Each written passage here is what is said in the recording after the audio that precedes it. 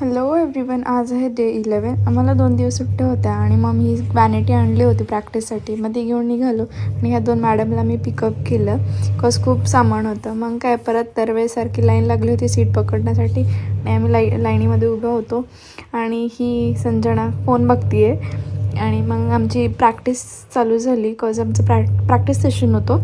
आणि मग काय आमच्या गप्पा मारत मारत चालल्या होत्या सगळ्या गोष्टी.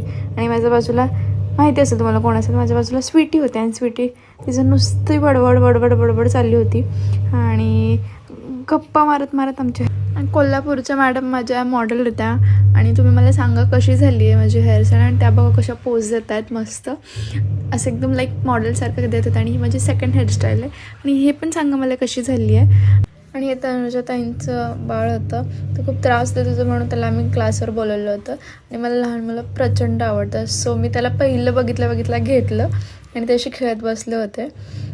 आणि अशा प्रकारे माझा दिवस संपला.